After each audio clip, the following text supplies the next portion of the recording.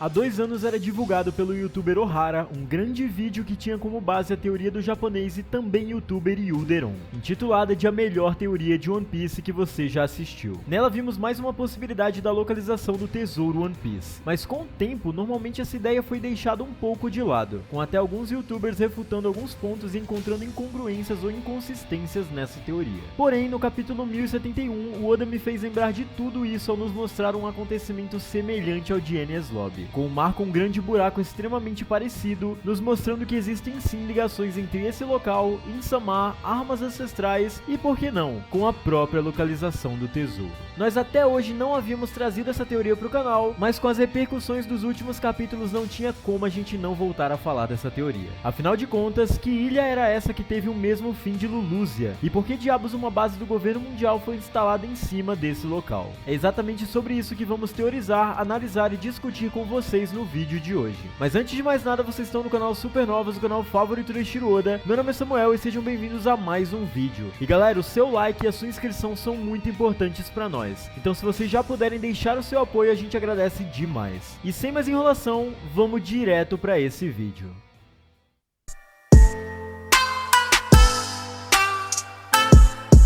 Luffyは海賊王になる男だ。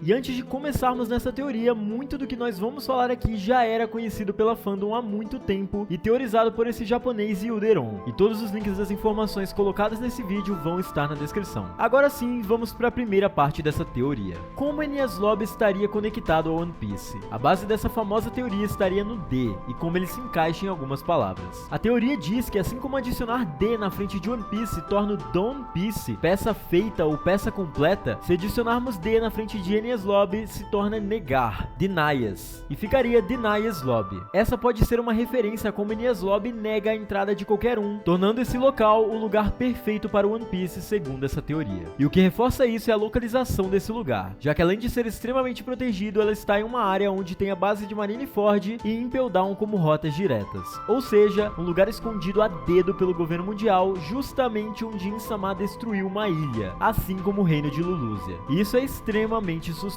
De várias coisas que são ditas nessa teoria, uma delas é sobre a possibilidade da ilha que flutua sobre o mar de Enies Lobby se encaixar perfeitamente no mapa de Jaya e poder muito bem ser a peça que faltava, o famoso olho esquerdo da caveira. Também explicaria porque o governo o tornou um dos lugares mais fortemente guardados do mundo, protegido por uma de suas melhores organizações, Cyberpol, mesmo que narrativamente não seja bem assim, já que Luffy mesmo antes de saber usar Haki conseguiu invadir o local e sair de lá vivo. Mas vamos continuar essa teoria sem nos apegar tanto a esse detalhe. Se compararmos as jornadas paralelas de Noland e Roger, também podemos concluir que, semelhante a como a cidade dos sonhos de Noland foi empurrada para o céu, Laugh Tale pode ser o completo oposto, indo direto para o fundo da terra. Também faria sentido porque Roger riu ao chegar à ilha final, já que havia passado por ela tantas vezes, mas não tinha ideia de sua verdadeira natureza. Isso prova que o governo mundial formado pelos 20 reinos sabia que One Piece fazia parte do reino antigo. E não vamos esquecer que enquanto uma parte estaria nos céus, outra estaria abaixo, ligando assim aquela famosa frase de Roger: Kono yono subete wo soko ni oitekita. Soko em japonês significa lá, no entanto também tem um outro significado, significa fundo ou profundo. E se traduzirmos a frase do Roger nessas palavras, ficaria algo como eu deixei tudo o que há nesse mundo no fundo ou no profundo, reforçando ainda mais esses paralelos. Como resultado, a fim de esconder esse fato de todos os outros, eles decidiram construir o Enies Lobby em cima do One Piece para que ninguém ousasse entrar. Isso também explicaria a razão por trás do local ser fortemente guardado o tempo todo, além de ser uma importante fortaleza da marinha. De acordo com essa teoria, Eiichiro Oda já revelou a localização do One Piece, o que tornaria de fato ele um gênio. Um enredo como esse requer planejamento extenso e estrutura concreta por um longo período de tempo, e o Oda conseguiu fazer isso perfeitamente. Ele também nos mostrou que apenas Luffy, de todos os piratas, conseguiu entrar na Enies Lobby e declarou guerra diretamente contra o governo mundial, o que por si só é bem simbólico. Naquele momento ele estaria desafiando o governo no local onde One Piece poderia estar, e em um local de uma antiga tragédia causada por Insama, bem semelhante a Lulúzia. O fato de eles também terem ido para lá para resgatar a Robin, a única pessoa que pode ler os poneglyphs, também faz com que todas as peças do quebra-cabeça se encaixem quase que perfeitamente em seus lugares. Em conclusão, conclusão, Enies Lobby seria construída em cima do tesouro, que é a parte que falta no olho esquerdo da Ilha Jaya em forma de caveira, e combiná-los fará o Dun Peace. Mas da onde foi que surgiu essa história de que a ilha de Enies Lobby pode ser na verdade a parte do mapa que não está em Jaya?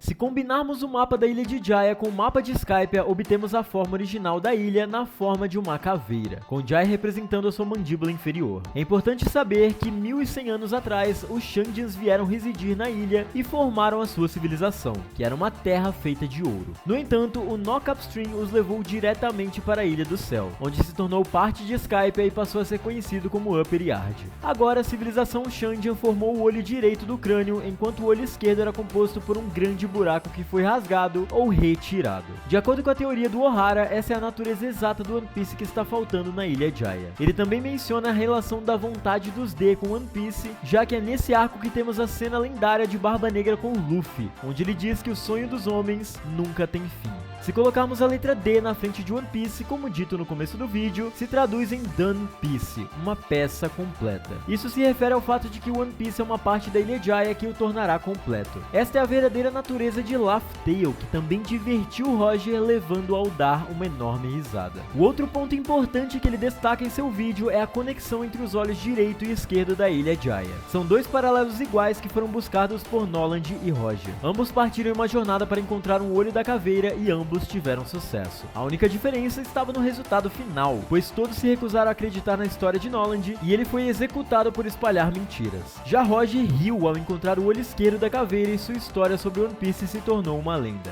Vocês entendem onde a gente quer chegar? Histórias de grandes heróis com semelhanças, porém com um final completamente diferente. Inclusive um deles em sua execução está dando um grande sorriso e o outro está chorando, fazendo um paralelo bem interessante sobre os dois lados dos D. Existe ainda outra conexão entre os dois olhos do crânio que se relaciona com o Sol e a Lua. A Lua tem sido uma constante em muitas cenas importantes de One Piece. Além disso, a tradução sânscrita de Shandia significa Lua, e os Shandians vieram da Lua para residir na Ilha Jaya com novas tecnologias, como vocês bem sabem. Assim, a sua contraparte se referiria ao Sol e é o One Piece que falta. Isso também explicaria a importância do deus Sol Nika, mencionado no arco de Wano por Rusu, e o deus do Sol que também foi mencionado primeiramente no arco de Skypiea, inclusive no próprio flashback de Noland. Aqui as peças começam a se encaixar de verdade. E é importante lembrar sempre do paralelo que existe entre personagens que exibem semelhança ou que chegam a ser mesmo amigos. Nekomamushi e Inuarashi, Barba Branca e Oden, e o próprio Luffy e Barba Negra. Todos representando de alguma forma, alguns mais explícitos e outros mais subjetivos, o Sol e a Lua. Dito isso, o governo mundial, mais precisamente suas maçãs podres, como o Insama, podem ter pegado esse pedaço que um dia esteve em Skypiea e usado na base principal da marinha, onde contém o portão da justiça. E quem determina o que é a justiça mesmo? Segundo o Doflamingo, quem decide isso são os vencedores. E Insama venceu a batalha contra Joy Boy. E dessa forma conseguiu reescrever a história da forma que ele queria.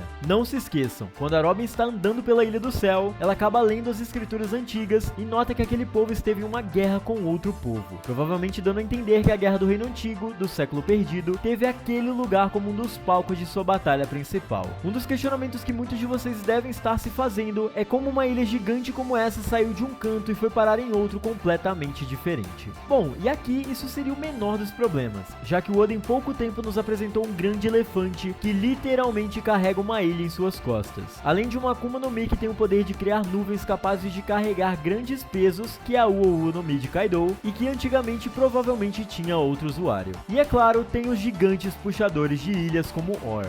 Existem muitos fatores que podem sim levar uma ilha a se deslocar através do oceano e parar em outro lugar completamente diferente. E ok, essa teoria incrível é do Yuderon e posteriormente foi popularizada pelo youtuber Ohara, mas desde que ela saiu, muitos outros criadores de conteúdos dessa plataforma encontraram algumas inconsistências em alguns detalhes, o que por si só é normal, e quando algo assim é divulgado para vocês, o objetivo é justamente esse: buscar o que pode e não pode ser realizado e o que realmente faz sentido nisso tudo. E é isso que vamos fazer agora. Como encaixar essa teoria no que o Oda nos revelou no último capítulo do mangá, em que vemos um gigante buraco no mar onde antigamente o reino Lulusia existia. Quando o reino de Lulusia foi destruído, o nome do capítulo de One Piece dessa semana, o 1060, se chamava O Sonho de Luffy. Claro que a destruição desse reino não tem envolvimento com seu sonho, mas é curioso que o Oda tenha escolhido exatamente esse capítulo para mostrar o poder de Insama e o que a Mother Flame era capaz de fazer. Fora que o Luffy não diz qual é o seu sonho e sobrou pra nós, os fãs, tentar desvendar esse mistério. Mas pra mim tá bem na cara e é difícil até de esconder aos olhos mais atentos dos leitores. No capítulo chamado O Sonho de Luffy, temos um reino inteiro sendo silenciado e sendo apagado da mesma forma que aconteceu com o Século Vazio, da mesma forma daquele buraco semelhante que existe em Enies Lobby. E apenas no último capítulo lançado nós podemos ver as consequências do uso da Mother Flame no reino Lulusia, que foi abrir um buraco no meio do oceano. Mas o sonho de Luffy é o completo oposto disso. Mas o que seria esse sonho? É difícil colocar em palavras, mas acreditamos que será uma fala bem específica e engraçada porque conhecemos bem o personagem. Obviamente tem a ver com a conquista da liberdade, quem sabe até podendo ligar com a teoria do grande banquete que já citamos aqui no canal. Mas focando agora na tragédia de Lulusia, sabemos que o governo mundial tinha uma espécie de estrela da morte chamada Mother Flame, criada por Vegapunk, e eles poderiam apagar qualquer ilha que se opunha a eles. No capítulo 1089, Situação de Refém, tivemos mais algumas pistas sobre a natureza do desaparecimento de Lulusia. Lulusia sendo explodida e seus restos sendo levados pelas ondas do mar teria sido uma coisa,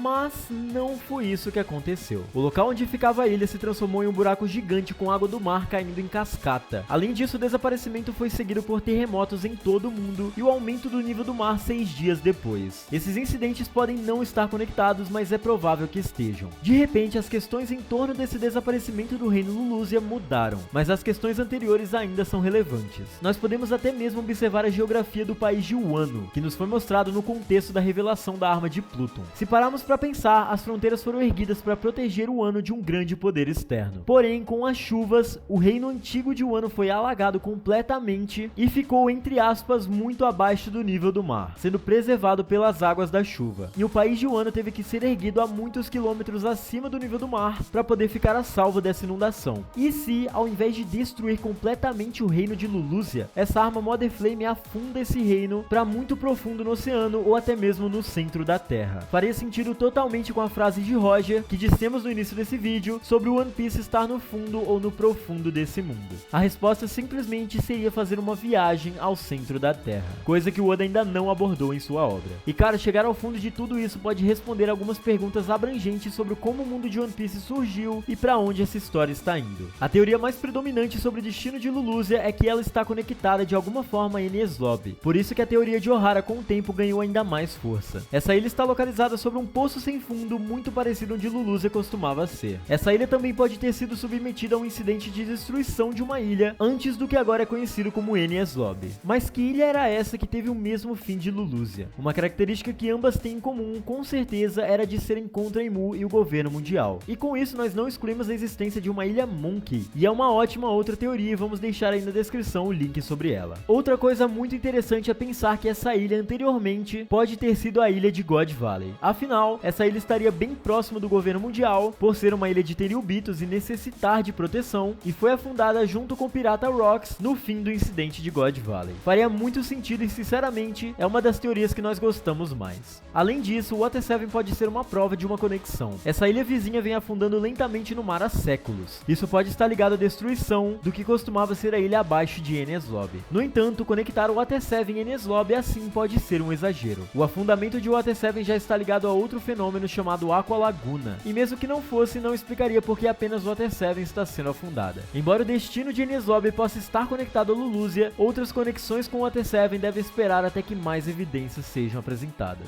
Outra característica única de Enies Lobby é o seu interminável fenômeno da luz do dia. Alguns fãs assumem que isso está relacionado à fonte de energia da chama-mãe, Mother Flame, usada para destruir o reino Lulusia. Há evidências crescentes de que essa arma envolve a recriação do poder do sol. Usar energia como essa para destruir uma ilha pode ser o que levou a experimentar a luz do dia constante. Isso teria ligação direta com a energia infinita que o Vegapunk tanto quer recriar ou reproduzir. A conexão do poço sem fundo entre o Lulusia e Enies Lobby levou os fãs a se perguntarem se existem outros poços desse tipo no mundo de One Piece. Esses poços podem ser para ilhas também apagadas no mapa, incluindo, é claro, como dissemos, a ilha de God Emerald Valley e, presumivelmente, o Reino Antigo. Isso, é claro, pressupõe que todas as ilhas em questão foram destruídas com o poder de uma arma ancestral e que o tesouro está realmente abaixo de nós. As consequências do naufrágio de Lulusia definiram as apostas para a guerra final contra o governo mundial. Eles provavelmente sabem que o nível do mar está conectado ao apagamento de ilhas, mas esse conhecimento não parece afetar suas ações. Seu objetivo final é o controle absoluto e eles afundarão quantas ilhas forem necessárias para protegê-lo. E com isso acontecendo, vamos ver se essa teoria do Ohara com o tempo vai se mostrar ainda mais verdadeira. O potencial destrutivo do governo mundial também define as apostas para o arco de Egghead.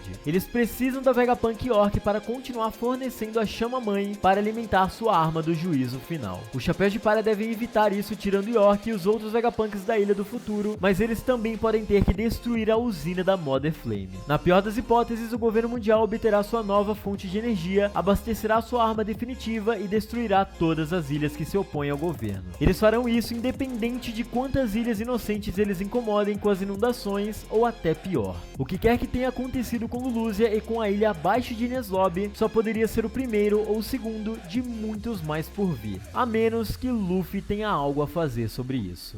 E é com isso que nós encerramos esse vídeo, galera. Espero que vocês tenham gostado. Esse vídeo ficou um pouco mais longo que o normal e ainda faltou falar sobre muita coisa. Por exemplo, sobre o real propósito da construção da ponte de Tequila Wolf, que nós já fizemos teoria sobre isso, mas ela merece ser revisitada e nós darmos uma atualizada levando em consideração esse poder absurdo do governo. Se vocês gostaram dessa teoria, não se esqueçam de deixar o like e comentar aí embaixo o que vocês acharam e visitar os links na descrição das nossas redes sociais, o Discord, o Instagram e a plataforma de lives do canal. Esperamos vocês nos comentários e é isso, galera. Valeu!